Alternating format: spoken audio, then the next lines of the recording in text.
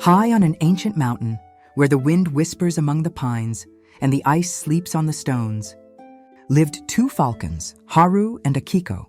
For years, they had shared the same nest, the same sky, and the same silence of cold mornings.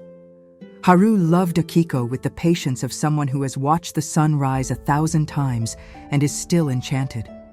He brought her the rarest prey, danced in the air to make her smile, and when winter came, covered her with his wings so the cold wouldn't touch her.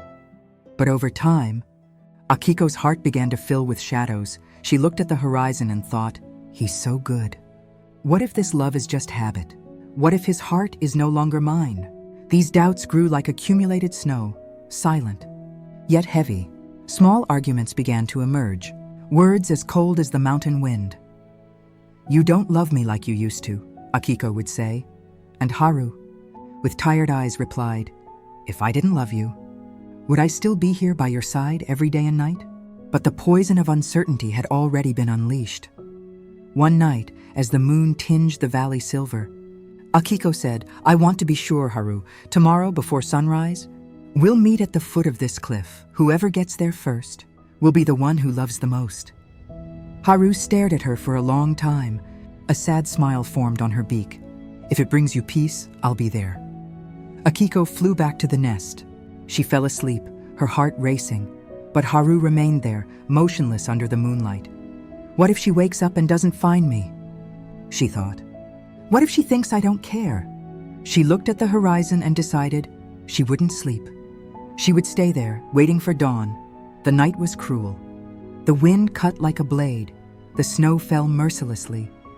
Haru curled up, his wings trembling, but amidst the pain, he thought only of her gaze, of the sound of her voice. "When she arrives and sees me here, she'll understand. She'll finally trust." Meanwhile, Akiko wasn't sleeping either. The sky seemed darker than ever. "He'll come. He'll prove he loves me," she whispered, trying to calm her soul.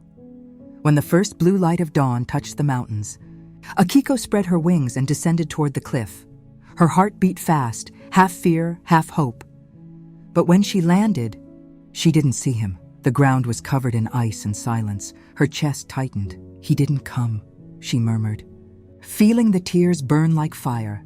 "I knew it. It was all just appearance." She sat on a rock, her eyes lost. "Even so, I still love him." Time passed. The golden sunlight began to spread slowly, and it was then that something shone beneath the snow. Near the base of the cliff, Akiko climbed down curiously, and when she saw it, the world stopped. It was Haru, lying on the ice, his wings spread as if to protect something invisible. His eyes closed, his body motionless. The snow had covered him like a white blanket. "No, no, Haru." She touched him, trying to warm him with her wings, crying as if the sky had fallen. But the cold had already taken him. Beside him lay a small, dry pine branch, the same one he had given her last spring, saying it was a symbol of eternity. Between its claws, a single white feather. Carefully guarded, Akiko understood. He had waited all night, not to prove her love, but so she would never doubt it again. She laid her head on his chest and cried until the wind carried her voice into the mountain. "Forgive me.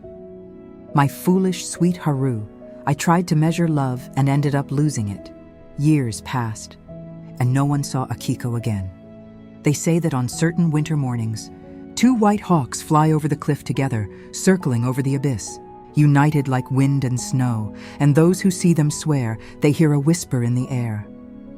True love doesn't need to be proven, only lived.